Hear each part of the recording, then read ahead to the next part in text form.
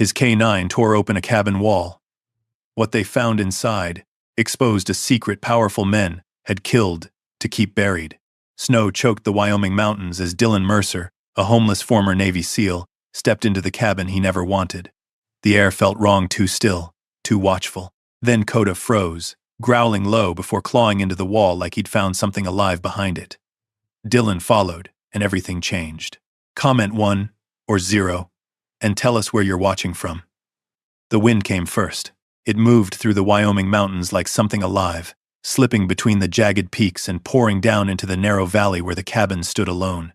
Snow followed behind it, thin at first, then thicker, swirling across the frozen clearing in restless spirals. The trees creaked under the pressure, their branches bowing and snapping back like strained bones.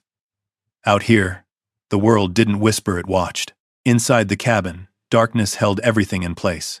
The fire in the stone hearth had burned down to embers hours ago, leaving only a faint orange glow that pulsed weakly against the walls. Shadows stretched long across the floorboards, crawling up the furniture, pooling in the corners where the light couldn't reach. The air was cold enough to sting the lungs, carrying the scent of old wood, ash, and something older, something sealed away for too long. Dylan Mercer slept on the narrow couch near the fire, still wearing his jacket, boots resting on the edge of the rug. Sleep hadn't come easy. It never did. Even in exhaustion, his body refused to let go completely, his mind hovering just beneath the surface, alert to every shift in sound. Beside him, Coda lay stretched along the floor. The German Shepherd's breathing was slow, controlled, but his ears never relaxed. Even in stillness, he was listening to the wind, to the cabin, to everything beyond it. Then it changed. Coda's head lifted in a single, sharp motion. His ears snapped forward, locking onto something unseen. A low growl formed deep in his chest, not loud, not frantic, but deliberate, focused. Dylan's eyes opened instantly. No confusion, no hesitation. Years of training didn't fade, they waited. "What is it?" he whispered, his voice rough, barely more than breath. Coda didn't look at him. The dog rose slowly, muscles tightening beneath his coat, every movement controlled, his gaze fixed on the far wall near the fireplace, the same wall Dylan had barely noticed when he first entered the cabin. Just another section of aged wood, just another piece of a forgotten home. But Coda saw something else. The growl deepened. Dylan pushed himself upright, his body already reacting before his thoughts could catch up. His hand moved automatically to the flashlight, clipped at his belt. The small click as it turned on sounded louder than it should have, in the silence. The beam cut through the darkness, slicing across the room until it landed on the wall. Nothing, just wood, old, worn, still. But Coda stepped forward, slow at first, then faster. And then, scratch. The sound tore through the cabin. Sharp, violent, precise. Coda's paw struck the wood again, claws digging in with controlled force, not random, not frantic. Each movement targeted, intentional. Scratch. Scratch. Dylan froze, his chest tightened, breath catching halfway in. That wasn't behavior. That was training. "What do you have?" Dylan murmured, rising to his feet. Coda didn't stop. He shifted his stance, pressing his nose against the surface, inhaling deeply, then striking again harder this time. The wood gave a faint, hollow echo. Dylan heard it. Not the scratching. The echo. His pulse spiked. Hollow. His mind snapped into place. He moved closer, boots heavy against the floorboards. Every step measured. The flashlight beam trembled slightly as he brought it closer to the wall. Up close, the surface looked no different than the rest of the cabin-aged planks, slightly uneven, worn by time. But now that he was looking for it, there, a seam, so faint it could have been missed entirely. Dylan reached out slowly, his fingers brushing along the wood. Cold, solid, but beneath it, something wasn't right. Coda stopped scratching. The dog stepped back just enough to look at Dylan, his eyes sharp, unwavering, waiting. The same look he used overseas. The same look that meant, "You see it now." Dylan swallowed hard. His breathing had changed. Slower, deeper, but tight. The kind of breathing that came before something broke. "You knew," Dylan whispered. Coda's ears flicked, but he didn't move. The wind outside slammed against the cabin, rattling the windows hard enough to make the glass shudder. For a moment, the entire structure groaned, as if the mountain itself was pressing down on it. Dylan ignored it. His focus narrowed to a single point, the wall. He ran his hand along the seam again, pressing slightly this time. Nothing moved, no give, no obvious mechanism, but the hollow sound lingered in his mind. There was space behind it. He stepped back, scanning the area quickly. His training kicked in fully now, assessing angles, structure, weaknesses. His eyes moved across the room, cataloging everything. The dresser. It sat just off to the side of the wall, close enough to conceal something, far enough to seem ordinary. Too ordinary. Dylan moved to it without hesitation. He grabbed the edge and pulled. The wood scraped loudly against the floor as he dragged at Wulu. Dust rising into the air in a thin cloud. The beam of his flashlight followed the movement and stopped. The seam was clearer now, more defined. A rectangular outline, perfectly aligned with the wall panels. Dylan crouched slowly, his heart pounding harder now, not from fear, but from recognition. This wasn't an accident. This was deliberate, carefully hidden. His fingers pressed along the edge again, searching, feeling for any irregularity. For a moment, nothing happened. Then, a soft click, barely audible. The panel shifted, just a fraction. Dylan froze, every muscle in his body locked in place. Kota leaned forward slightly, a low rumble building again in his chest. The air in the room felt different now, heavier, like something long buried had just taken its first breath. Dylan stared at the panel. Whatever was behind it, it had been waiting, and Kota had found it. Dylan exhaled slowly, steadying himself. "All right," he whispered. The word hung in the cold air. His hand tightened on the edge of the panel, and then he pulled. The wooden panel gave way with a dry, splintering sound, shifting inward just enough to reveal darkness behind it. A narrow cavity, no larger than a small storage space. Cold air slipped out from within, stale and untouched, carrying the faint scent of oil and old paper. Dylan held his breath. Kota leaned forward, nose working the air, but didn't enter. Not yet. He waited, just like he always did, letting Dylan make the call. The beam of the flashlight cut into the hidden space. Something metallic caught the light. A box, small, rusted, wrapped in what looked like old canvas. Dylan reached in slowly, every movement controlled, his instincts guiding him like they had in places far worse than this. His fingers brushed the surface of the object, cold, solid, real. He pulled it out and set it on the table. For a long moment, he just stared at it. Then, the sound of a truck passing on a distant road snapped him back. No, not a truck, a memory. The cabin faded, the mountains vanished, and suddenly, heat, dust, gunfire cracking through the air, a voice shouting his name, the smell of burned metal, the weight of someone collapsing beside him.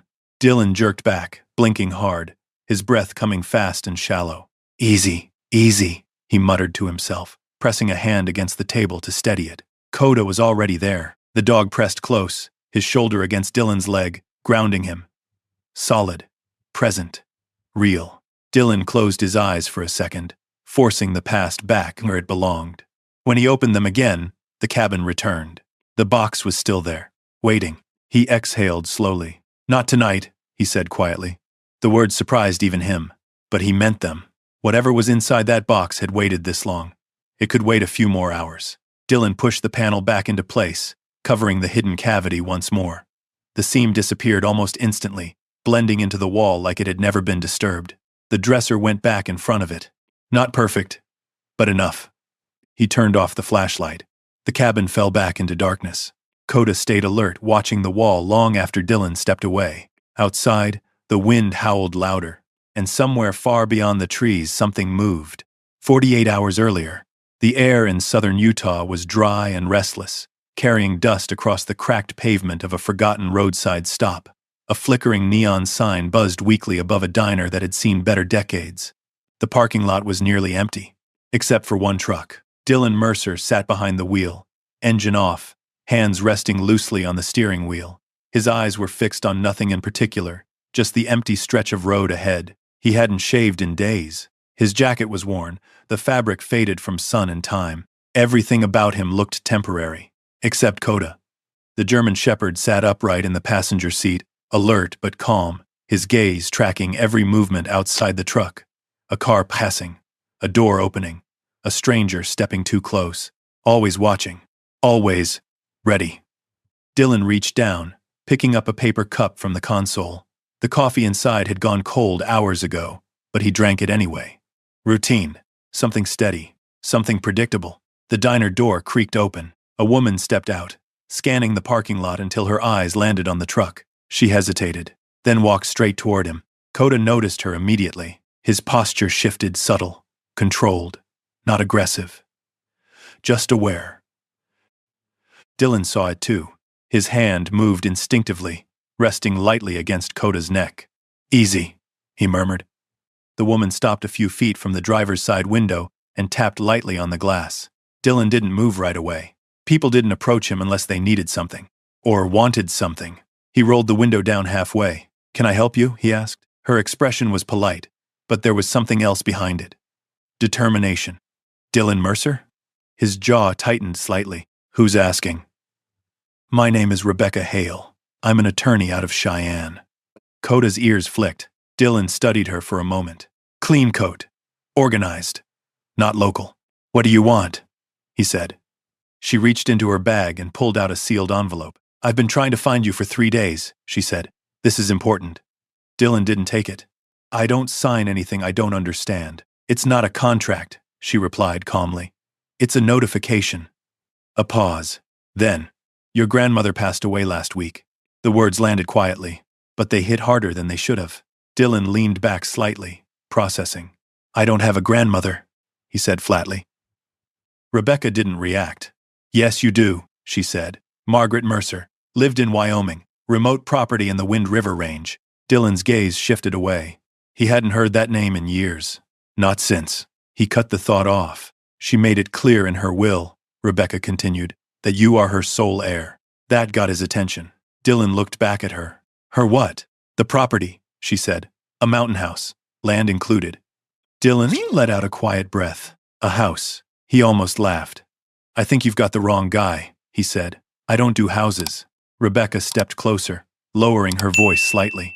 "You're listed by name. There's no mistake." She held the envelope out again. This time, Dylan took it. The paper felt heavier than it should have. Obligation always did. Kota leaned in slightly, sniffing the edge of it. Dylan noticed. He always noticed. "What's in there?" he asked. "Details," Rebecca said. "Location. Legal transfer. Access instructions." Dylan turned the envelope over in his hands. For a long moment, he said nothing. The wind picked up, carrying dust across the lot. "You don't have to take it," Rebecca added. "But if you don't, it'll sit there. Empty." Empty. Dylan glanced at his truck, at the worn seats, at the life he was barely holding together, then back at the envelope. "What kind of place is it?" he asked. Rebecca hesitated. "Remote," she said. "Very remote." He nodded slowly. That sounded about right. Dylan tore the envelope open. Inside were papers, maps, a key taped to the corner. Coordinates. Wyoming. He stared at them for a long moment, then folded everything carefully and set it on the dashboard. Rebecca watched him. "Are you going to go?" she asked. Dylan didn't answer right away. Instead, he reached over and scratched behind Kota's ear. The dog leaned into the touch, grounding him, anchoring him. Finally. "Yeah," Dylan said quietly. He looked back at the road. "I guess I am." Kota let out a soft breath, settling back into his seat. As if he already knew, Dylan kept both hands on the wheel, but for a long moment, he didn't start the engine. The envelope from Rebecca Hale sat open on the dashboard, its papers spread beneath the dusty windshield like a map to a life he had never planned to return to. Coordinates, a legal address, a brass key taped to the corner of one page, and one name written in careful ink. Margaret Mercer, his grandmother, the woman he barely remembered. Outside the truck, the Utah wind dragged dust across the parking lot in long, pale ribbons. The diner's neon sign buzzed and flickered behind him. Somewhere inside, plates clattered, coffee poured. Strangers laughed at things Dylan would never hear. It all felt distant, separated from him by glass and years. He looked at Kota. The dog's amber eyes were calm, fixed on him with that steady patience Dylan had come to trust more than any human prom. "You think this is a bad idea?" Dylan asked quietly. Kota blinked once. Dylan almost smiled. "Yeah," he murmured. "Me too." Then he turned the key. The old truck coughed, shuddered, and came alive. By sunrise, they were headed north. The highway stretched ahead in a silver line, cutting through open country where the desert met the sky without apology. Dry hills rolled past the windows, Broken fences leaned along the roadside. Windmills turned slowly over fields that looked abandoned by both rain and time. Dylan drove in silence. He had learned long ago that silence could be either shelter or threat. Out here, on the open road, it was both. Coda sat upright in the passenger seat, facing forward like a soldier on watch. Every now and then, the dog's nose twitched at the changing air. Dust gave way to sage, sage gave way to pine. The farther north they went, the sharper the world became. Dylan felt it too. Not just the cold, the pull. Some places didn't need voices to call you back. They simply waited until you had nowhere else to go. By late afternoon, Utah's red earth had faded behind them, replaced by long gray highways and distant ridgelines. The Wind River Mountains rose slowly in the distance, pale and jagged beneath a ceiling of clouds. Snow clung to their peaks like old scars. Dylan's grip tightened around the steering wheel. He hadn't been in mountains like these since before the military. Before the teams. Before the mission that lived behind his eyes every time he closed them. He could still remember his grandmother's voice, though barely. Soft, firm, calling him Little Wolf because he used to wander too far from the porch when he was a boy. Then his father stopped taking him there. Then the family stopped saying her name. Then the years did what years do. They buried things. Coda shifted suddenly. Dylan glanced over. The dog's ears had gone forward. What is it? Coda stared through the windshield, body still. Ahead, a narrow sign leaned crookedly beside the road. Welcome to Pine Hollow. Pop. 813. The town appeared a mile later, tucked between forested slopes and a frozen creek that ran beside the road. It looked like the kind of place people passed through only if they were lost or born there. A few storefronts lined the main street, a diner, a bait shop, a hardware store, a post office with faded paint, and an American flag snapping hard in the wind. Dylan slowed the truck. Eyes followed him immediately. A man shoveling snow from the sidewalk paused mid-motion. Two women near the post office stopped talking. A teenager sitting on the tailgate of an old pickup looked up, then quickly looked away. Dylan had been watched before. In villages overseas, at checkpoints, in places where a stranger's arrival could mean trouble. This was different. This felt personal. He pulled into a small gas station at the edge of town. The building was old, its windows cloudy with frost, its roof patched in 3 different colors of tin. A bell over the pump hose clanked softly in the wind. As Dylan stepped out, cold air bit into his face. Coda climbed down after him, landing lightly in the snow. He didn't bark, he didn't growl, but his body held a tight stillness that Dylan knew well. Stay close, Dylan said. Coda did. Dylan began pumping gas. Across the lot, 3 men stood near the garage bay, their conversation dying the moment they saw him. One of them was older, maybe 70, with oil-darkened hands and a wool cap pulled low over his forehead. The old mechanic stared at Dylan longer than the others. Then his gaze dropped to the Wyoming papers on the passenger seat, then to Dylan's face. You headed up Mercer Ridge? The old man asked. Dylan turned slightly. That a problem? The mechanic's expression didn't change, but something in his eyes tightened. Depends who's asking. Dylan returned the nozzle to the pump. My name's Dylan Mercer. Silence settled fast. Too fast. One of the younger men near the garage looked away. The other muttered something Dylan couldn't catch. The old mechanic wiped his hands slowly on a rag. Margaret's grandson, he said. Dylan didn't answer. He didn't need to. The old man looked toward the mountains. That land should have stayed buried.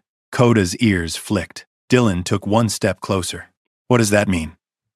The mechanic shook his head, but it wasn't dismissal. It was fear, dressed up as refusal. Means you ought to buy what you need, and keep driving. I'm not passing through. No, the old man said quietly. I suppose you're not. The gas station door opened behind them, and a woman carrying a paper bag stepped out. She saw Dylan, stopped, then quickly lowered her eyes and hurried to her car. Dylan watched her go. What happened up there? He asked. The mechanic's jaw worked like he was chewing words he didn't want to release. Before he could answer, Coda stiffened. Dylan felt it before he turned. The dog's body angled toward the road, head low, ears locked forward. A black SUV sat across the street near the hardware store, engine running, windows dark.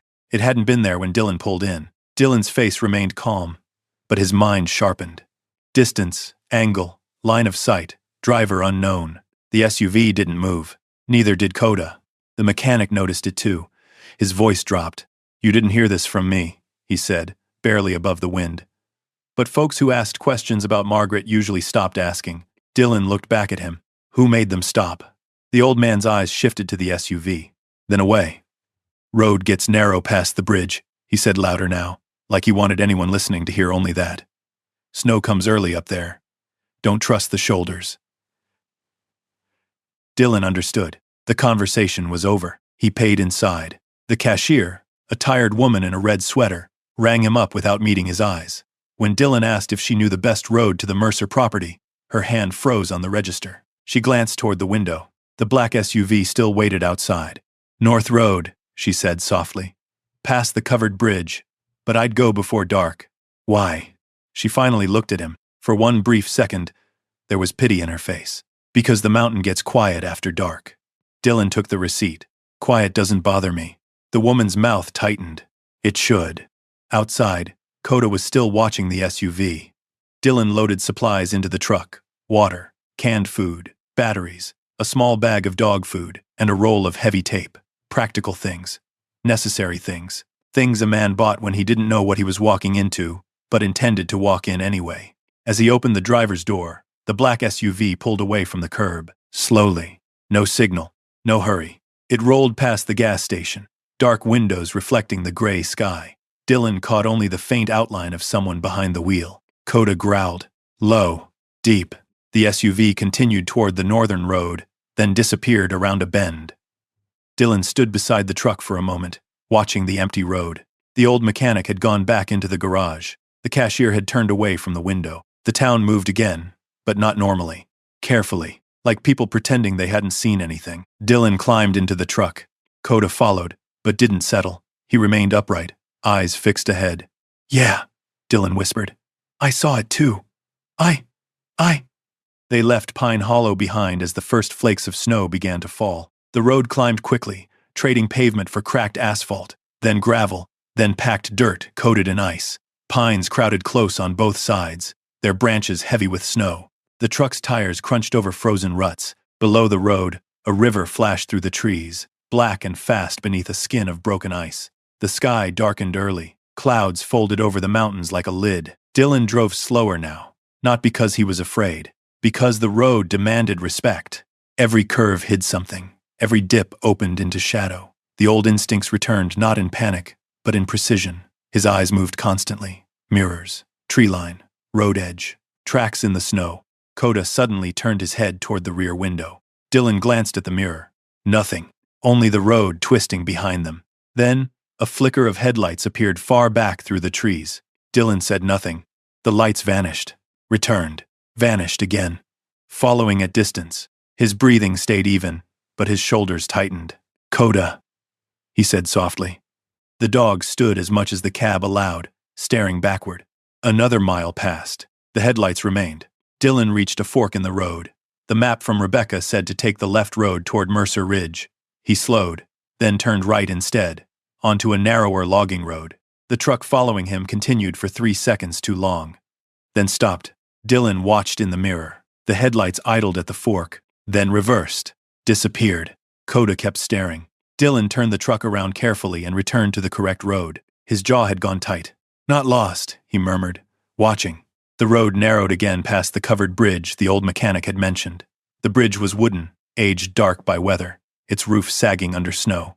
Boards groaned under the truck as they crossed. Beneath them, the river moved cold and loud, striking stones hidden in the dark. Halfway across, Dylan saw something carved into one of the interior beams. A single word. Mercer. Not old, not fresh, just visible enough. He drove on without stopping, but Coda saw it too. The dog let out a quiet whine. On the other side of the bridge, the trees opened briefly, revealing the mountain ahead. Mercer Ridge rose like a wall, its slopes buried in pine and shadow. Somewhere up there was the house. His grandmother's house. His inheritance. His warning. The last light faded as they climbed. Snow thickened. The truck's headlights carved 2 pale tunnels through the storm. Then, at the edge of the beam, a shape appeared on the road. Dylan braked. Coda barked once.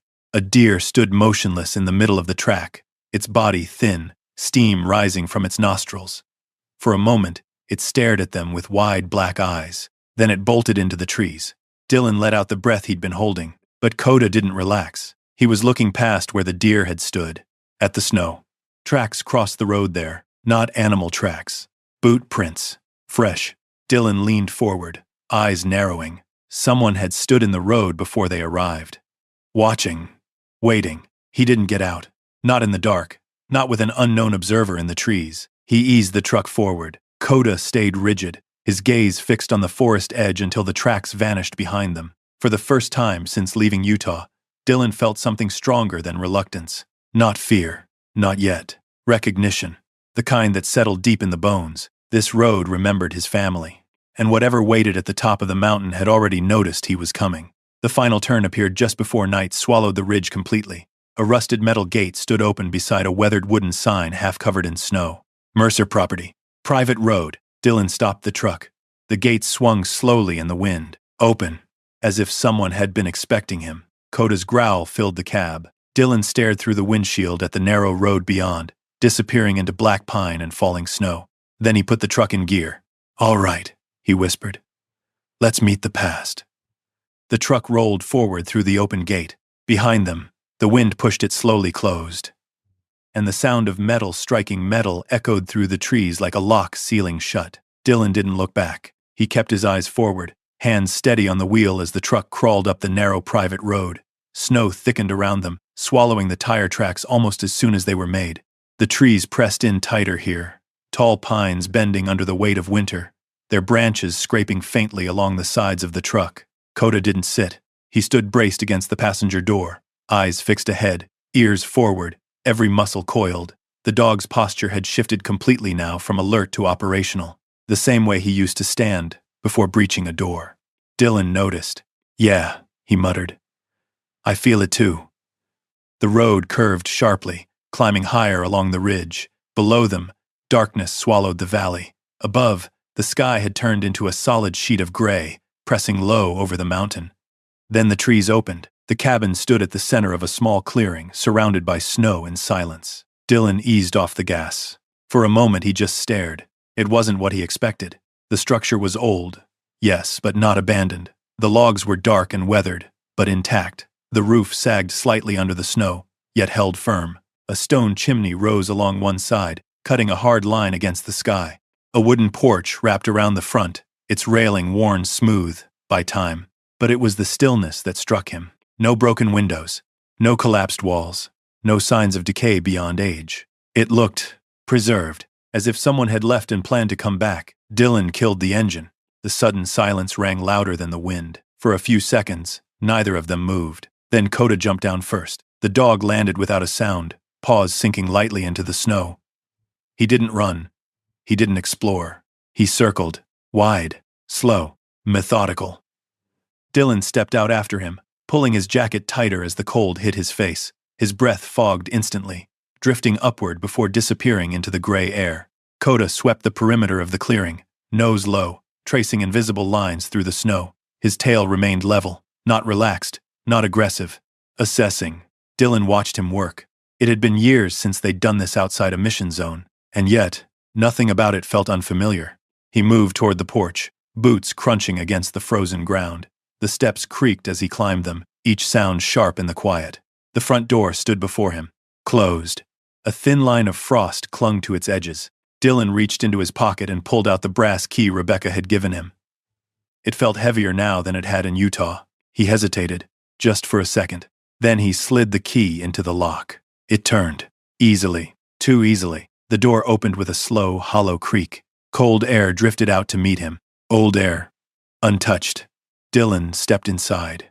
The beam of his flashlight swept across the room. A table near the window, a rocking chair by the fireplace, a coat hanging on a wooden hook beside the door. Everything was covered in a thin layer of dust, but nothing was disturbed. Not knocked over, not broken, not scattered. It was as if time had stopped the moment his grandmother left. Coda entered silently behind him. The dog's behavior changed immediately. No longer scanning the outside. Now he was scanning the inside. Room by room, corner by corner. Dylan moved slowly, following the beam of light. The fireplace was cold. Ash settled neatly in the basin. A stack of firewood sat beside it, untouched.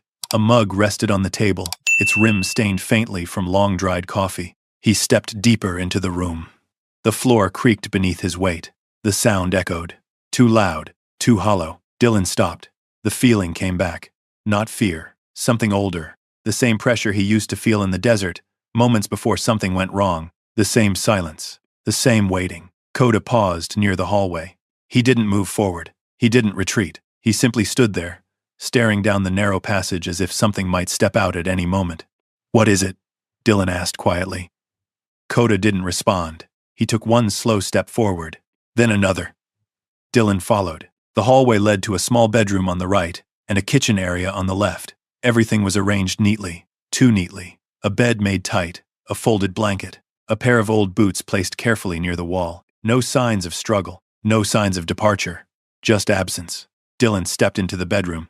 A dresser stood against the far wall. A mirror hung above it. Dust coated the surface, but not thick enough to hide the faint outline of something that had once been touched recently. He moved closer, ran his fingers across the wood. Clean. Someone had been here. Not long ago. Kota let out a low growl behind him. Dylan turned. The dog was staring back toward the main room. Not the hallway. Not the bedroom. The wall near the fireplace. The same wall. Dylan felt his chest tighten. "You're still on that," he said quietly. Kota didn't move. Dylan stepped back into the main room, his boots echoing across the floorboards. The wall stood exactly as it had before. Plain. Still. Silent. But now he knew better. He crossed the room slowly, his gaze locked on the surface. The seam. It was barely visible, but once you saw it, you couldn't unsee it. Dylan reached out again, fingers brushing along the edge. Cold, solid, waiting. Kota stepped beside him, sitting this time. Not restless, not aggressive, focused. Ready. Dylan exhaled slowly. "This place," he murmured. The words trailed off. He didn't need to finish them. Kota already understood. Dylan turned away from the wall. Not yet. He needed to secure the space first. He moved to the windows, checking each one carefully. All locked, all intact, no signs of forced entry. The back door held firm. The kitchen window was frosted shut. Everything looked untouched. But something felt wrong. Not recently disturbed. Not actively dangerous. Just held, like the cabin itself was keeping something inside. Dylan returned to the main room and set his pack down near the fireplace. He pulled out a small lantern and lit it, letting warm light fill the space slowly, pushing back the shadows inch by inch. Kota remained near the wall, watching, listening. Dylan sat on the edge of the couch, rubbing his hands together slowly. The warmth from the lantern helped, but the tension in his chest didn't ease. He looked around again, at the coat, the mug, the chair. His grandmother had lived here. Alone. For how long? And why had no one come back? Kota shifted slightly. Dylan looked up. The dog's ears had tilted toward the window. A sound. Faint. Outside. Dylan stood instantly, moving to the side of the window, staying out of direct view. He angled the flashlight low, scanning the clearing through the glass. Nothing. Just snow. Trees. Wind. Then, movement. A shadow slipping between the pines at the edge of the clearing. Gone in a second. Dylan didn't move. Didn't breathe. Kota growled low, deep, controlled. "Yeah," Dylan whispered. "We're not alone." The wind picked up again, rattling the cabin lightly. The shadow didn't return, but the feeling remained. Watching. Waiting. Dylan stepped back from the window slowly. His eyes moved to the wall, then back to Kota.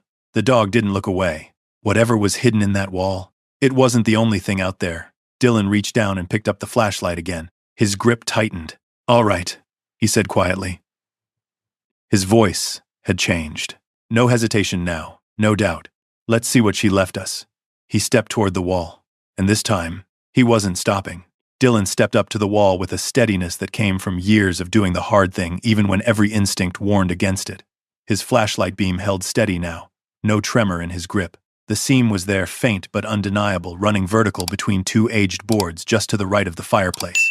Kota stood beside him, head low, eyes locked. Waiting.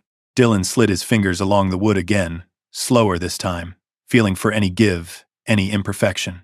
The cabin seemed to hold its breath with him. Even the wind outside softened, as if the mountain itself leaned in to listen. There. A slight shift beneath his fingertips. A pressure point.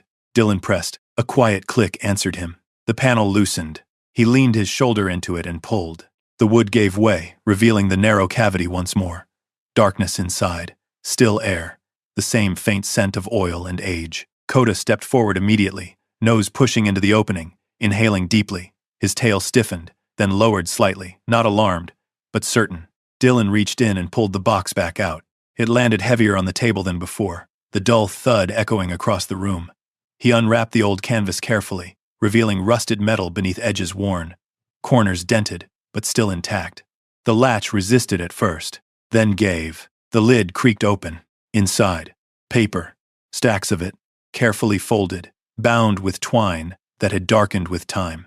Photographs lay on top, black and white, their edges curled and fragile. Beneath them, newspaper clippings, handwritten notes, and something else, thin envelopes, sealed with yellowed adhesive. Dylan didn't touch anything right away. He just looked. His pulse slowed, not from calm, from focus. He picked up the top photograph. It showed the cabin, years ago. The trees were smaller, the porch looked newer, and standing in front of it, a woman, older, but strong in her posture. Margaret Mercer, his grandmother. Beside her stood a man Dylan didn't recognize, tall, clean-cut, wearing a coat too fine for this kind of place. His smile looked right, but something in his eyes didn't match it. Dylan turned the photo over. A name was written in ink. Wade Brannon. Dylan's jaw tightened slightly. He set the photo down and reached for one of the newspaper clippings. The headline was bold. The ink faded but still readable. Local woman accused in relief fund misuse. Below it, Margaret Mercer. Dylan read further. Accusations, missing funds, questions about land ownership, a suggestion that she had taken advantage of a disaster to gain property. His eyes moved faster now. Another clipping. Mercer under investigation. Another. Community demands answers. The narrative was clear. Too clear. Dylan leaned back slightly, exhaling through his nose. This doesn't fit, he muttered. Kota let out a soft whine. Dylan glanced at him. You see it too, don't you? The dog's ears flicked. Dylan picked up a second photograph. This one showed a group of people standing near what looked like a construction site. Mud, debris, broken structures behind them. Flood damage, maybe. Disaster aftermath. Margaret stood at the edge of the frame, not smiling, watching. Near the center stood the same man, Wade Brannon. This time, he was shaking hands with someone Dylan couldn't see clearly. But the posture, the angle, the body language. Ownership. Control. Dylan flipped the photo over. Nothing written. He set it down carefully. Relief funds, he murmured. Land deals. He reached for the handwritten notes next. The paper was thicker, older, the ink slightly smeared in places. Margaret's handwriting. Strong. Precise. The first line read, "They're not telling the truth." Dylan's chest tightened slightly. He read on. The funds were never meant to rebuild. They were meant to relocate. But relocation turned into acquisition. People signed what they didn't understand. They trusted the wrong men. Dylan swallowed. Another page. Brannon controls the board now. No one questions him. Not openly. Another. If something happens to me, the records must stay hidden. Dylan froze. Kota stepped closer, pressing against his leg. The room felt smaller now. The walls closer. The air heavier. Dylan flipped through more pages. Dates. Names. Amounts. References to land parcels. Signatures. This wasn't just suspicion. This was documentation. Careful, detailed, deliberate. Dylan leaned back in the chair slowly. His grandmother hadn't been hiding money. She had been tracking it. Kota let out a low growl. Dylan looked up. The dog was staring at the front door. Ears forward, body tense. Dylan's hand moved instinctively to the flashlight again. Did you hear something? He asked quietly. Kota didn't respond. But he didn't relax either. Dylan stood, moving silently across the room. He stopped, just short of the door, angling his body to the side, the same way he had learned to approach unknown entry points overseas. He listened. Nothing. No footsteps. No voices. Just wind. But something felt off. He opened the door slowly. The hinges creaked softly. Cold air rushed in. The clearing stretched out before him, blanketed in fresh snow. The trees stood still, their branches heavy and unmoving. At first glance, nothing. Then Dylan saw it. Tracks. Near the edge of the porch. Boot prints. Fresh. They hadn't been there before. Coda stepped beside him, nose low, following the line of prints outward. They led away from the cabin, toward the trees. Dylan crouched, examining them. Deep impressions. Heavy weight. Not old. Hours at most. He stood slowly. They were here, he said. Coda growled. Dylan's eyes moved across the clearing. Tree line. Shadows. Movement. No, nothing moved. But the feeling returned. That same presence from earlier. Watching. Measuring. Waiting. Dylan stepped back inside and closed the door firmly. The latch clicked into place. He turned the lock, then crossed the room and checked the back entrance. Secure. Windows. All intact. But the sense of safety didn't return. It never really had. Dylan went back to the table. The box sat open, its contents exposed. Evidence. Proof. Danger. He looked down at the papers again, at his grandmother's words, at the name written over and over. Wade Brannon. This isn't over, Dylan said quietly. Coda sat beside him. Silent. Steady. Dylan gathered the documents carefully, placing them back inside the box one by one. He didn't rush. He didn't panic. But his mind had already shifted. This wasn't just an inheritance. This was a warning. And someone out there already knew he had found it. Dylan closed the lid of the box slowly. The metal clicked shut. The sound echoed softly through the cabin. Outside, the wind rose again. Stronger now, as if the mountain itself had something to say. And this time, Dylan was listening. Not just to the wind or the creak of old wood settling into the cold.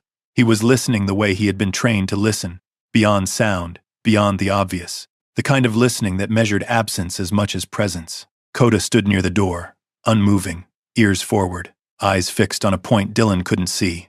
The dog's posture had gone completely rigid now. Not fear, not confusion. Recognition. Dylan moved slowly across the room, his boots barely making a sound against the floorboards. He set the lockbox down beneath the table, pushing it just far enough into shadow to disappear from casual view. Not hidden but not obvious. Not yet. He reached for his pack and pulled out a small flashlight, a knife, and a length of cord. Habit, preparation, control. Outside, the wind dropped suddenly. The silence that followed felt unnatural. Dylan's breath slowed. His heartbeat didn't. Coda's head tilted slightly. Then, a faint sound. Not loud, not dramatic, just enough. A shift of weight outside the cabin. Snow compressing. Dylan froze. Every muscle locked into place. The sound came again. Closer this time. A step. Then another. Coda's growl rose low and steady, vibrating through the room like distant thunder. Dylan moved to the side of the window, staying out of direct line, angling the flashlight down. His eyes adjusted quickly to the darkness outside. The clearing looked empty. Snow fell lightly now, drifting in slow, silent patterns. But the tracks, they had changed. The prints he had seen earlier near the porch. There were more now. Fresh, closer, leading toward the cabin, and stopping just below the window. Dylan's jaw tightened. They had come right up to the house, close enough to look in, close enough to listen. Coda shifted suddenly, turning his attention toward the back of the cabin. Dylan followed instantly. Another sound, this time, from the rear. A soft scrape, metal against wood. The back window. Dylan moved fast, not running, not rushing. Controlled speed. He reached the kitchen just as the sound came again. A faint pressure against the frame. Someone testing it. Coda lunged forward with a sharp bark, slamming his weight against the door between them and the window. The sudden noise exploded through the silence. The pressure stopped instantly. Dylan swung the flashlight toward the glass. Nothing. Just darkness. But something moved in that darkness. A shadow slipping away from the edge of the light. Gone. Dylan stepped closer, pressing himself against the wall beside the window, listening.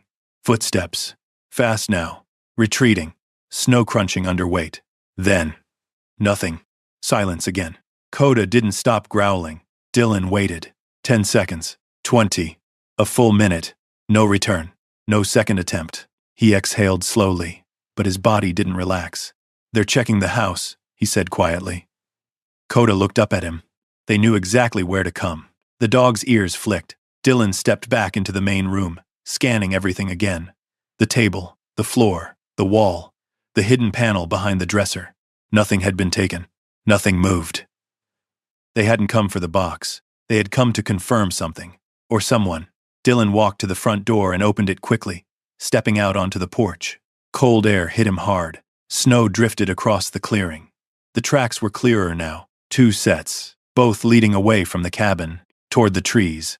One heavier, one lighter. One lighter. Working together. Dylan followed them a few steps into the snow, his eyes scanning the tree line. "Show yourselves," he said under his breath. No answer. Of course not.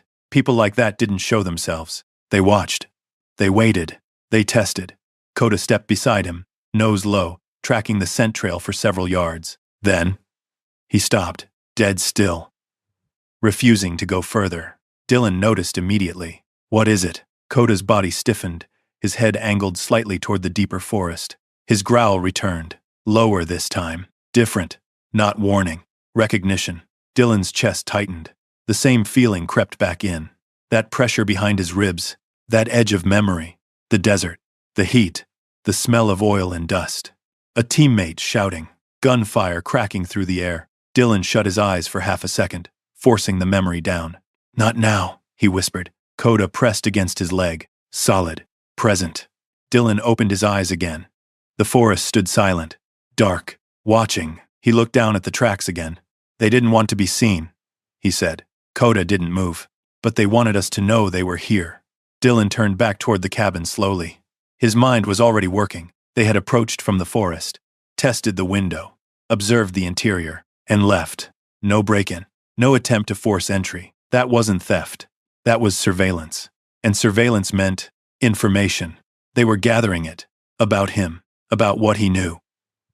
About what he had found. Dylan stepped back onto the porch. Before entering, he paused. Something caught his eye. Near the edge of the door frame, at knee height, a mark.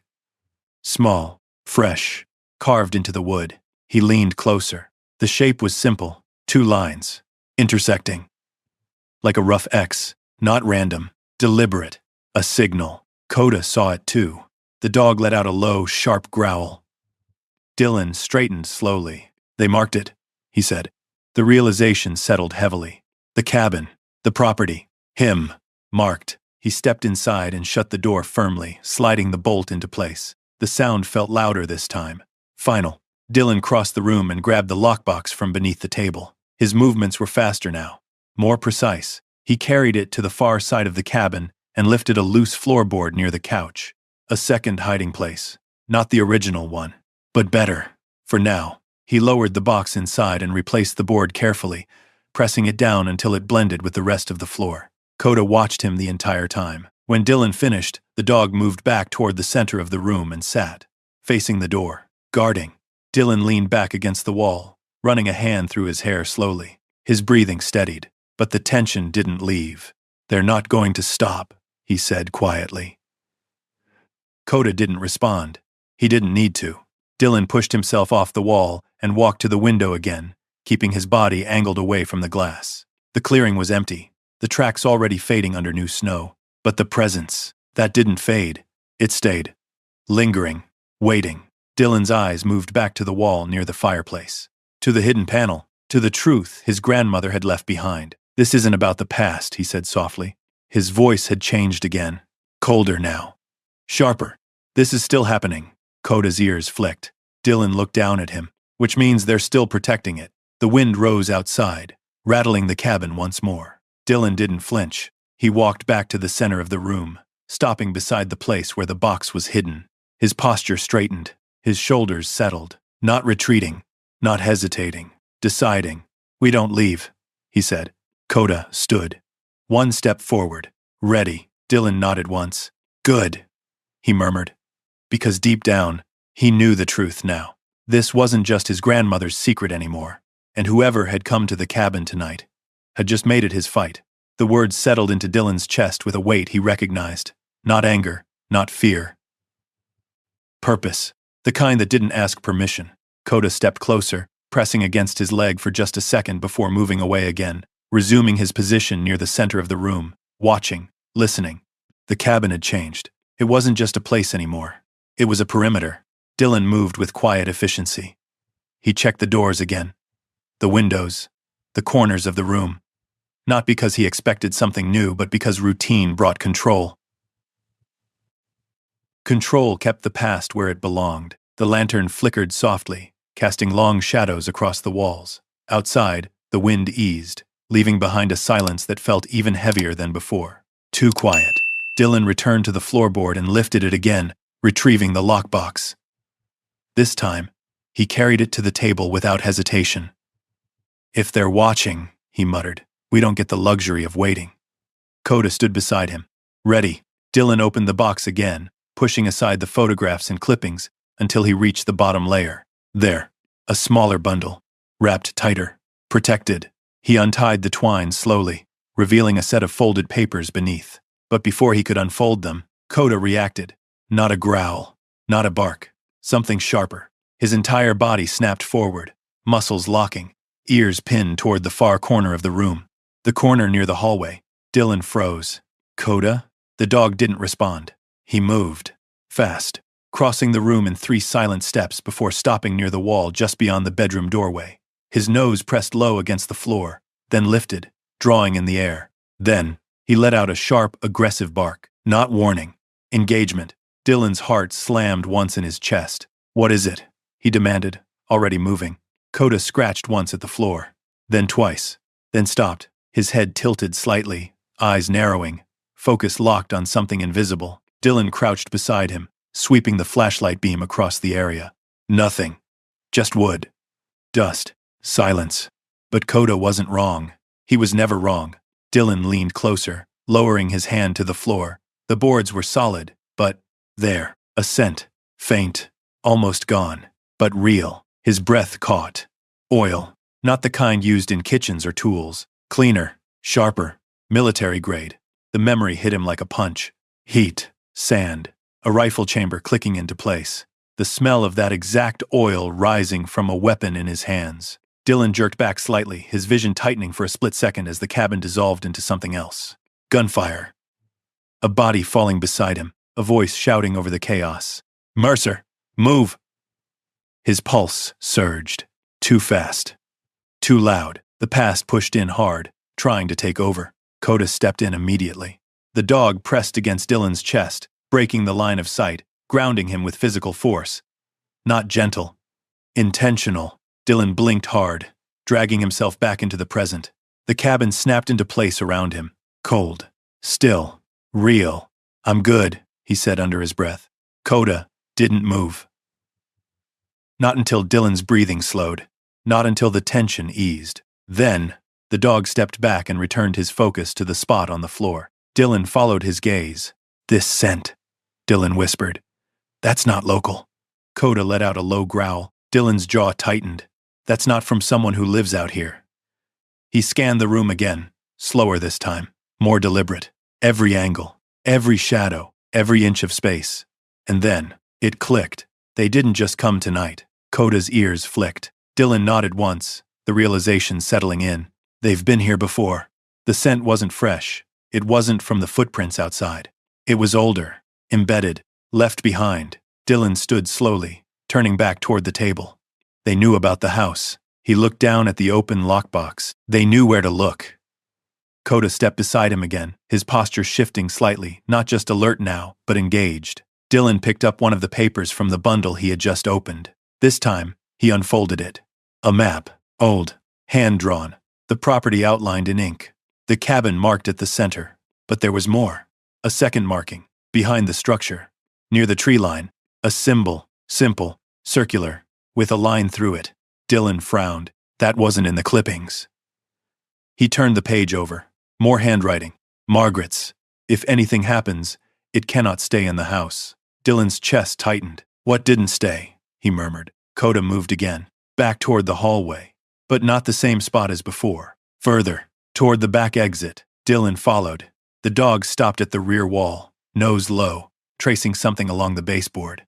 Then, he barked. Once. Sharp. Precise. Dylan crouched again, examining the wood carefully. There were marks. Faint. Scratches. Older than the others. Not made by Coda. Made by something else. Or someone else. Dylan ran his fingers along the edge. The wood felt different here. Not hollow, like the panel in the main room, but not solid either. Reinforced. Covered. Deliberately concealed. He leaned back slightly, his mind racing. A second hiding place, he said. Coda didn't react, but he didn't move either. Dylan looked back toward the door, then the windows, then the forest beyond. Whoever had come tonight, they hadn't found this. Not yet, but they were close. Too close. Dylan stood slowly. We're running out of time, he said. The words came out colder now, clearer, more focused. Coda stepped back beside him. Ready. Dylan folded the map carefully and tucked it into his jacket. Then he closed the lockbox and secured it again beneath the floorboard. Temporary. Everything was temporary now. He moved back to the center of the room, his eyes scanning the space one last time. The cabin didn't feel the same anymore. Not just watched. Compromised. Dylan exhaled slowly. They followed us here, he said. Coda's ears flicked, and they brought something with them. The scent still lingered faintly in the air. That oil, that memory, that connection. Dylan's gaze hardened. This isn't just about my grandmother, he said. His voice was steady. Certain. This ties back to something else. Coda stepped closer, pressing lightly against his leg. Dylan looked down at him. You've felt it too, he said. The dog didn't answer. But he didn't need to. Dylan nodded once, then turned toward the door. Tomorrow, he said quietly. We go deeper. Outside, the wind returned, brushing through the trees in long, low waves. Inside, the cabin held its silence. But something had shifted. The past wasn't buried anymore. It was moving. And now, it knew exactly where Dylan Mercer was standing. Morning didn't arrive so much as it revealed itself. A slow gray light pushing through the cabin windows like something cautious. The storm had passed, leaving the world outside buried under fresh snow. The mountains stood silent again, but the silence no longer felt empty. It felt watched. Dylan hadn't slept. Not really. He had sat through the night with his back to the wall, eyes half open, listening to the cabin breathe. Every shift of wood, every whisper of wind, every faint sound outside had been catalogued, measured, dismissed, or remembered. Coda never lay down. The dog remained near the door, changing position only to adjust his angle of view, ears forward, eyes open, guarding. By the time the first light reached the floorboards, Dylan was already on his feet. Time to move, he said quietly. Coda rose instantly. No hesitation. Dylan grabbed his jacket, the folded map tucked securely inside. He checked the room one last time, his gaze lingering on the wall, the hidden panel, the space beneath the floorboards. Then he turned away. The door opened with a soft creak. Cold air rushed in, sharp and clean. Outside, the clearing looked untouched. Perfect. Except it wasn't. Dylan stepped down from the porch, his boots sinking into the fresh layer of snow. He paused just long enough to scan the tree line, his eyes narrowing slightly as he measured distances, angles, shadows. Nothing moved. But the tracks from the night before were gone, covered, erased. Deliberately or naturally, he couldn't tell. Coda stepped ahead, nose low, already working. Show me, Dylan said. The dog didn't look back. He moved around the cabin, circling once, then twice, retracing the perimeter with precise, practiced movements. When he reached the rear of the structure, his pace slowed, then stopped. Dylan joined him. The woodshed leaned just beyond the back wall, its roof sagging slightly under the snow. It looked forgotten, neglected, unimportant. Coda didn't think so. The dog stood at the edge of the shed, staring at the ground. Then he began to dig, not frantic, not random, focused. Dylan crouched beside him, brushing away snow with his gloved hands. Beneath the surface, the ground felt different. Hard. Unnatural. His fingers struck metal. Dylan froze. What is this? He murmured. Coda barked once. Sharp. Certain. Dylan cleared more snow, revealing the outline of a circular steel hatch embedded in the ground. Rusted, but intact. Heavy. Designed to last. His pulse slowed. Not from calm. From realization. This is it, he said. Coda stepped back slightly, giving him space. Dylan gripped the edge of the hatch and pulled. At first, it didn't move. Then, with a deep groan, the metal lifted. Cold air rushed out from below, thick with the smell of earth, paper, and time. A ladder descended into darkness. Dylan clicked on his flashlight and aimed it downward. Wooden rungs. A small chamber. Hidden. Protected. Forgotten. Or meant to be. He looked at Coda. Stay close. The dog didn't hesitate. Dylan climbed down slowly, testing each step before shifting his weight. The ladder creaked, but held. The air grew colder as he descended, heavier, untouched for decades. When his boots hit the ground, he swept the flashlight across the room. Shelves, metal, old but carefully organized. Boxes stacked with precision, folders labeled in fading ink. And along the far wall, a corkboard covered in photographs. Dylan stepped forward, his breath caught. The photos showed the town. Pine Hollow, years ago. Flood damage, collapsed homes, families standing in mud and ruin. And in the center of several images, Wade Brannon, younger, confident, shaking hands, pointing, directing. Dylan turned to the shelves. He opened the nearest box. Inside were ledgers, detailed, precise, names, dates, amounts, land transfers, property acquisitions. Every entry told the same story. People lost everything, and someone took advantage. Dylan flipped through the pages quickly now, his eyes scanning for patterns. They were there, clear, repeated, systematic. This wasn't an accident, he said under his breath. Coda let out a low growl behind him. Dylan nodded. They planned it. He moved to another box. Inside, audio tapes, dozens of them, carefully labeled. He picked one up, Margaret Mercer's handwriting. Meeting with Brannon. Refused offer. Dylan's grip tightened. He looked around the room again. Everything here. Every document. Every recording. Every photograph. It wasn't random. It was a case. His grandmother hadn't been hiding. She had been building something. A record. A truth. A weapon. Dylan stepped back slowly, the weight of it settling into him. She knew, he said quietly. Coda stood beside him, still, steady. She knew what they were doing. Dylan turned to the corkboard again. One photo caught his attention. It showed Brannon standing beside a group of men near a newly built structure. Behind them, a ridge, a slope, something familiar. Dylan stepped closer. His eyes narrowed. That ridge, that was this mountain, this land, this property. They didn't just take land, he said. They built on it. Coda's ears flicked. Dylan turned back to the ledgers. He flipped to the final pages. The handwriting had changed. Less steady, more urgent.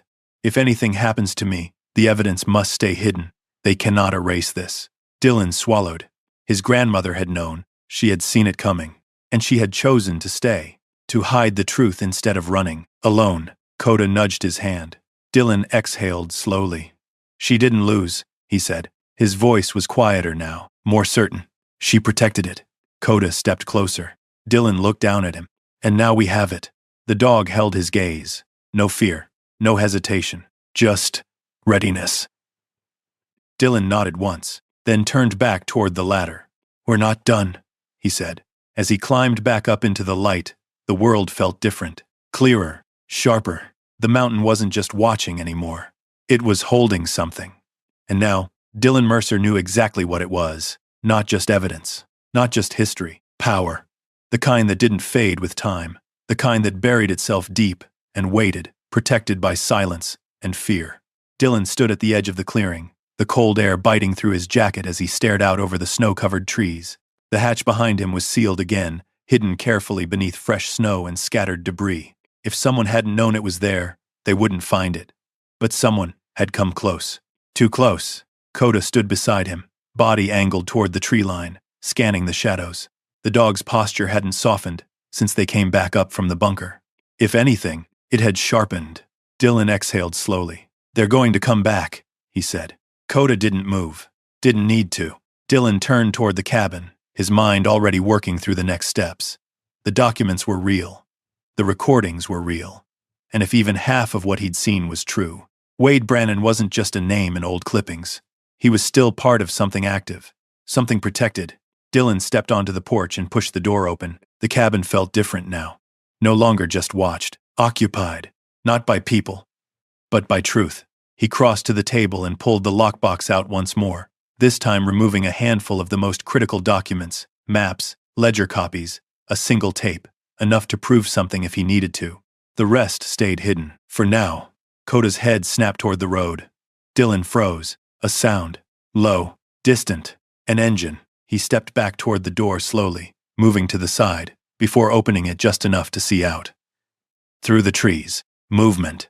A dark shape approaching along the narrow road. Not fast. Deliberate.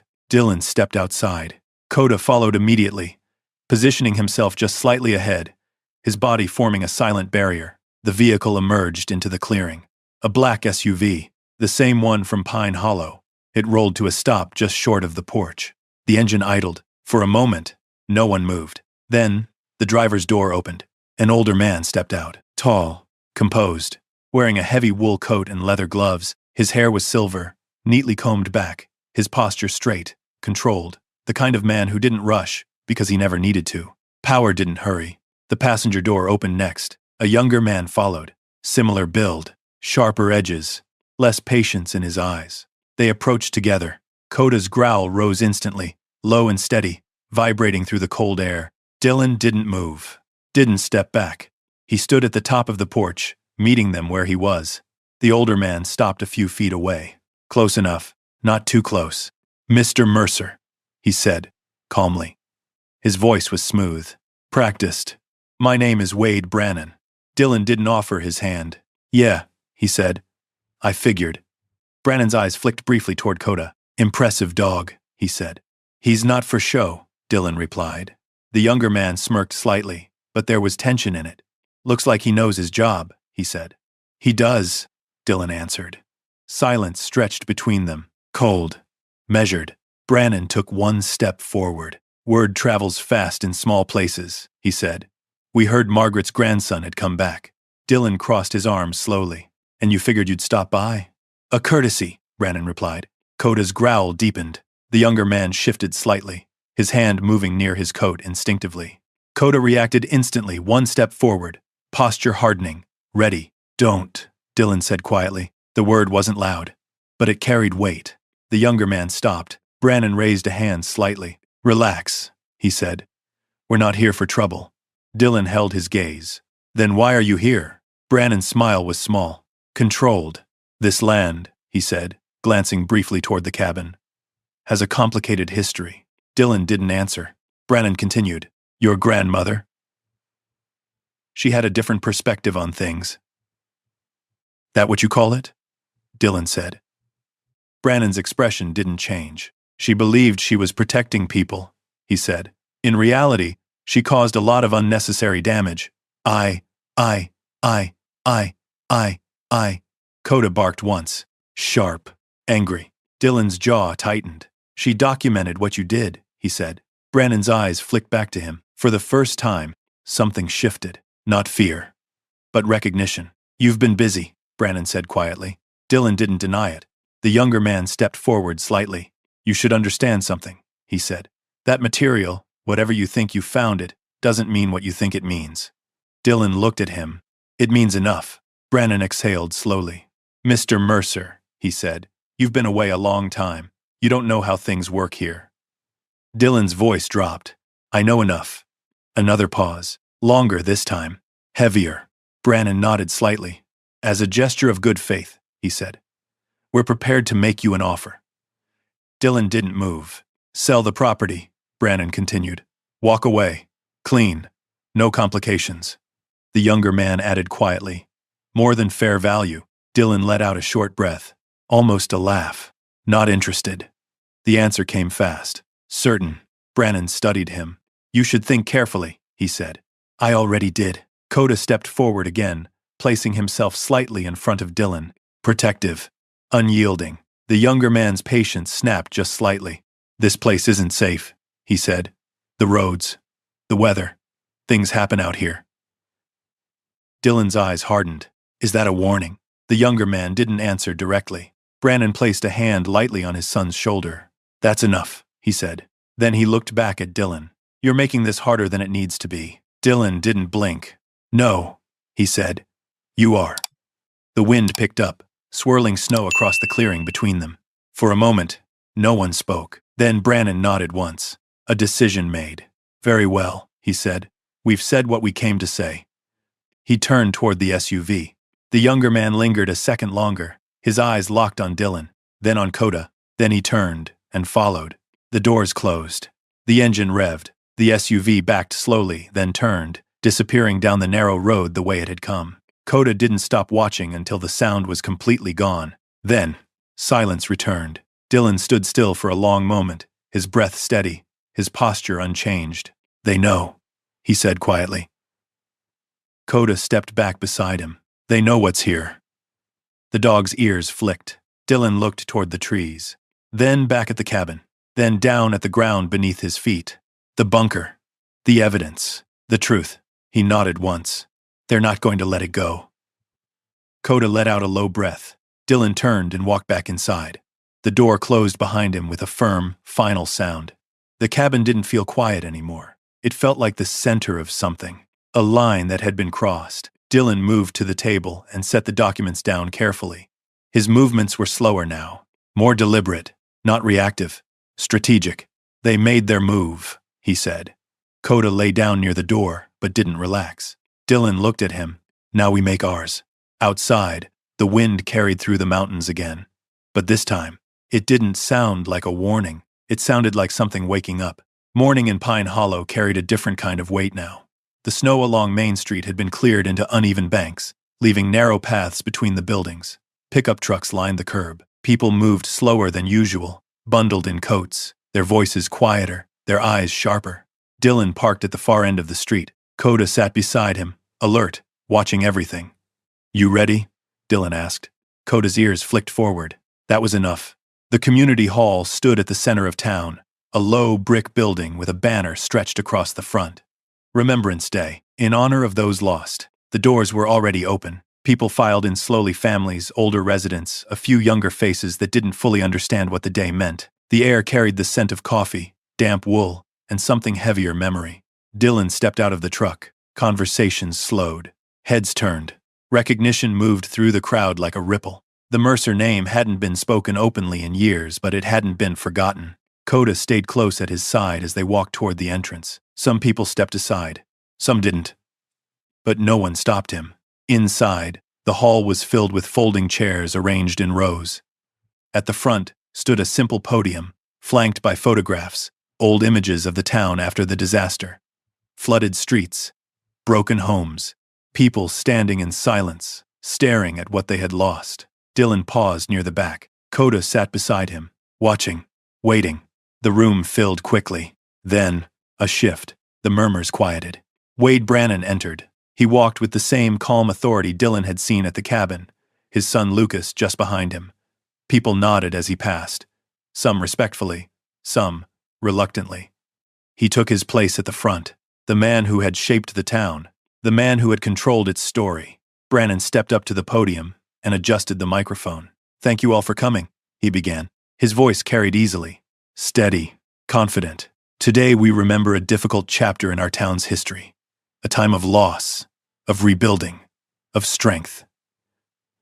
Dylan watched him, measured him. The words were practiced, refined over years. A story repeated enough times to become truth, at least to those who never questioned it. We came together, Brannon continued, and we moved forward. That's what defines Pine Hollow. Coda's ears twitched. Dylan's hand rested lightly on the dog's back. Today, Brannon said, we honor those who were lost and those who helped us rebuild. Dylan stepped forward, one step, then another. The sound of his boots against the floor cut through the room. Heads turned again. This time, fully. Dylan didn't stop until he reached the front row. Brannon's voice faltered for just a second, then recovered. And I'd like to add something, Dylan said. His voice wasn't loud, but it didn't need to be. The room went still. Brannon looked at him, not surprised, but not pleased. This is a scheduled, Lucas started. The truth doesn't need a schedule, Dylan said calmly. Coda stood. The movement alone drew attention. Not aggressive, but undeniable. Brannon's expression shifted, just slightly. Mr. Mercer, he said. This isn't the place.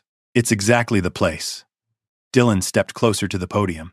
The tension in the room tightened. Some people leaned forward. Others shifted uncomfortably. Everyone was listening. Dylan reached into his jacket and pulled out the folded documents, then the tape.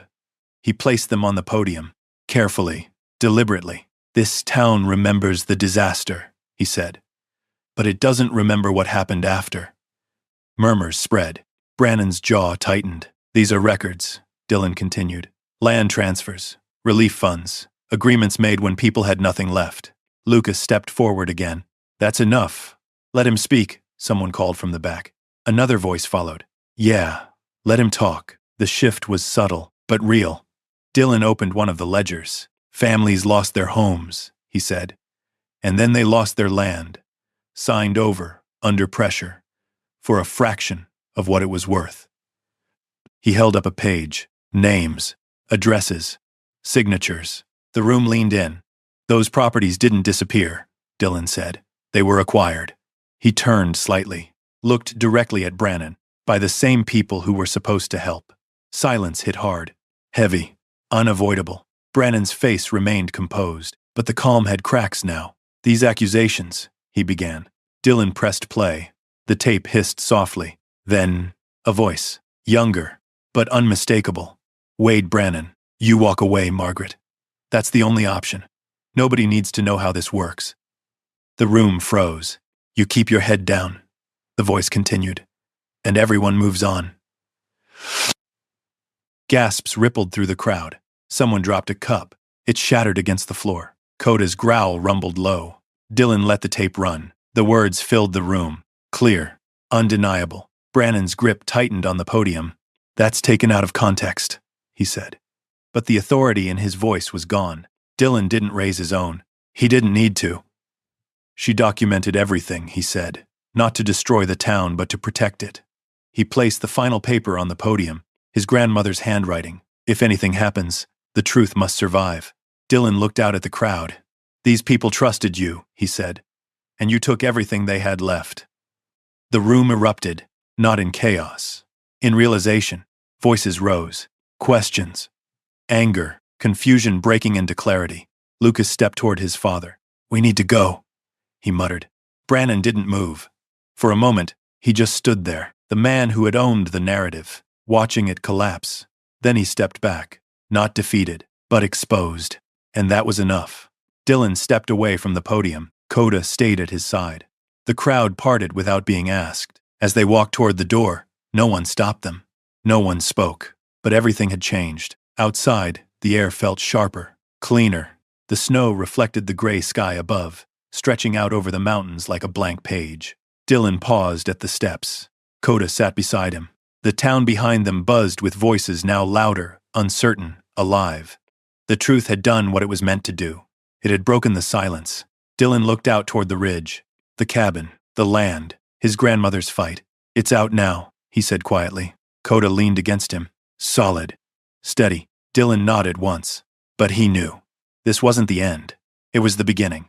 The noise inside the community hall followed Dylan out into the cold, voices rising, questions colliding, the past finally breaking through decades of silence. But out here, the mountain didn't echo with it. The wind carried the sound away, leaving only a low murmur behind. Dylan stood at the base of the steps, his breath steady, his posture still. Coda leaned lightly against his leg, grounding him, holding him in place. For the first time since arriving in Pine Hollow, Dylan didn't feel like he was being watched. He felt empty. Not hollow, just spent. He looked down at his hands. They were still steady, but the tension that had carried him through the confrontation was gone, leaving something quieter in its place. Coda nudged him. Dylan glanced down. The dog's eyes were calm now. No threat, no urgency, just presence.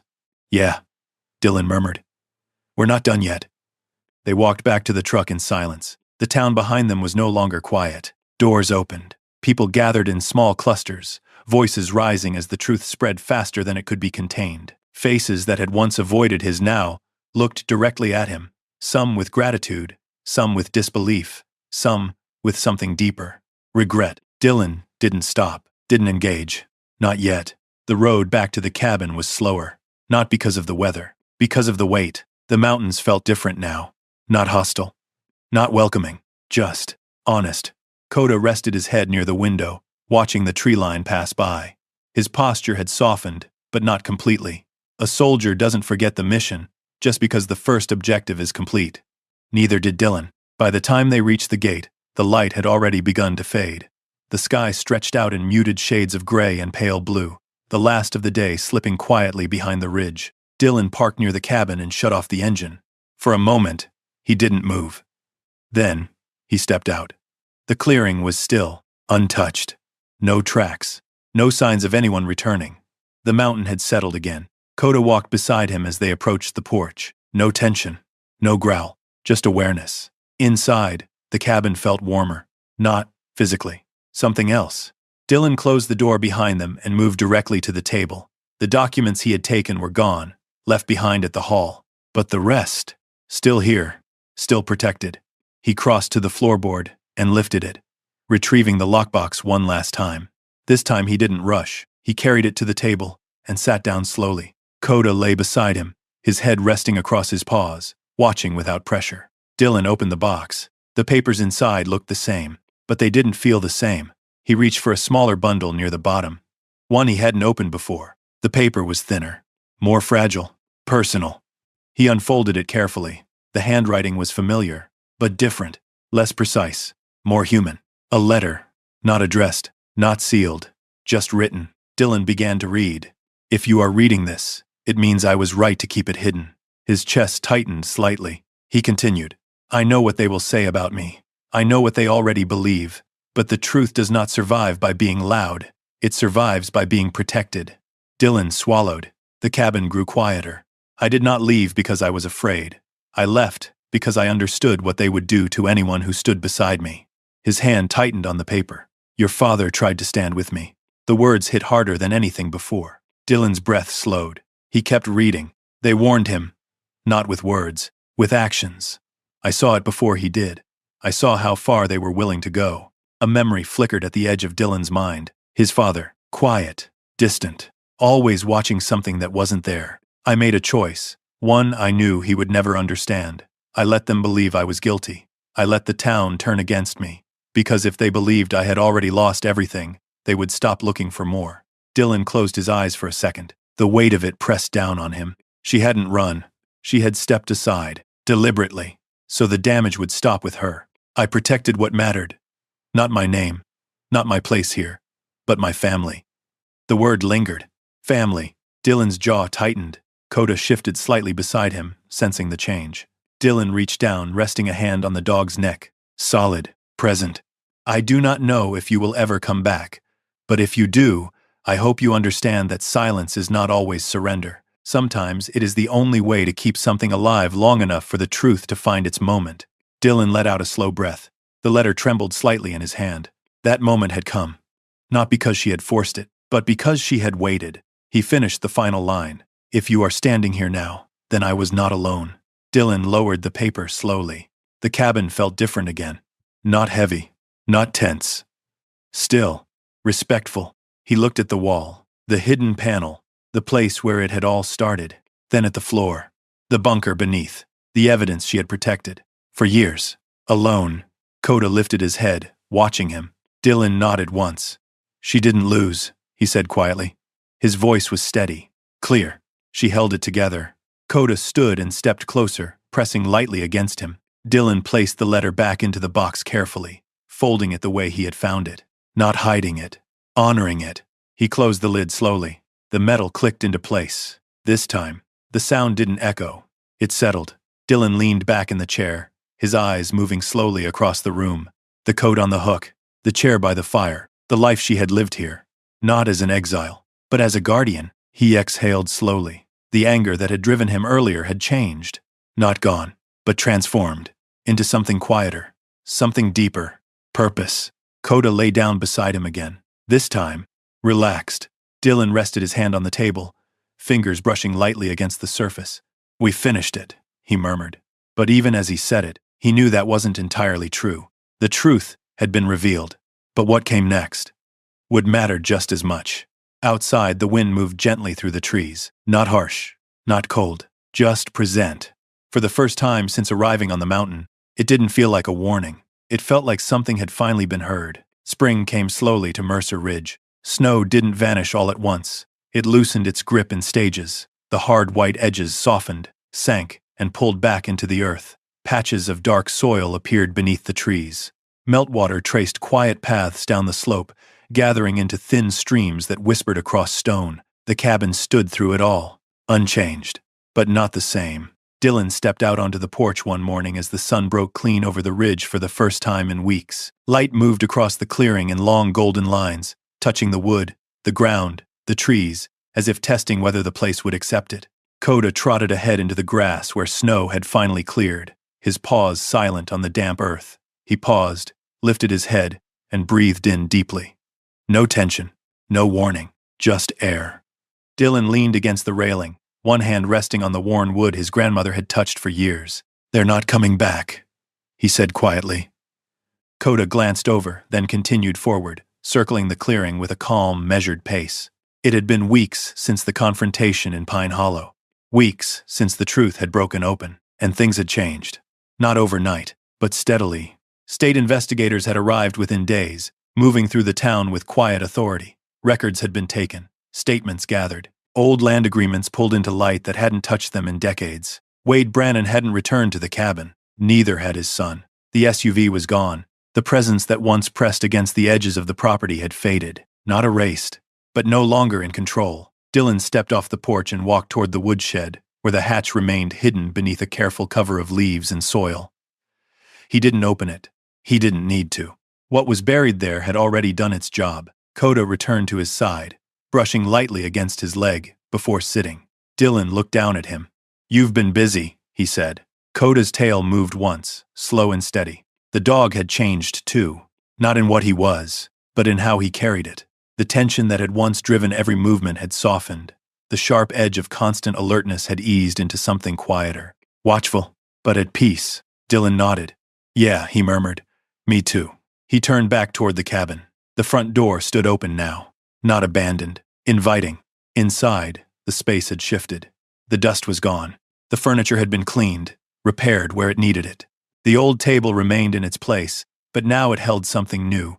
Papers organized neatly, notebooks, a small radio, a kettle warming slowly over the fire. Life, not preserved, living. Footsteps approached from the path leading down the ridge. Dylan glanced up. A small group made their way toward the clearing. 2 men carrying lumber, a woman with a box of supplies, another man dragging what looked like a rolled-up carpet behind him. They weren't strangers anymore. The town had begun to come up the mountain. Not all at once, not easily, but one by one. Curiosity at first, then something else. Repair. Acknowledgement. The woman reached the edge of the clearing and waved. "Morning, Dylan," she called. He nodded. "Morning." They moved naturally now, without hesitation, crossing onto the property as if it had always been open to them. Koda stood, watching them approach. No growl, no warning, just attention. The men set the lumber down near the side of the cabin. "Figured we'd fix that back wall," one of them said. "Looks like it took a hit from the weather." Dylan followed his gaze. The wood near the rear had been damaged over the years, small cracks, weakened joints. Nothing critical, but enough. "Appreciate it," Dylan said. The man nodded. "Least we can do." The words carried more than they said. Dylan understood. The woman stepped forward, holding out the box. "Some supplies," she said. "Coffee, canned goods, a few things you might need." Dylan hesitated for a second, then took it. "Thank you." She smiled. Not forced, not careful, just real. Koda moved closer, sniffing the edge of the box before stepping back. Satisfied, the group got to work quickly, moving around the cabin with quiet purpose. Tools came out, boards were measured, nails driven. The sound of rebuilding echoed through the clearing, not loud, not chaotic, steady, intentional. Dylan stepped back toward the porch, watching them. For years, this place had stood apart, isolated. Now, it was being brought back, not as it had been, but as something new. Koda settled beside him again, lowering himself onto the wood, his head resting between his paws. Dylan looked down. "You did good," he said quietly. The dog's ears flicked. Dylan reached down, scratching behind them gently. "Couldn't have done it without you." Koda leaned into the touch. The afternoon passed with quiet movement. Repairs were made. The clearing filled with voices, not loud, not overwhelming, but present.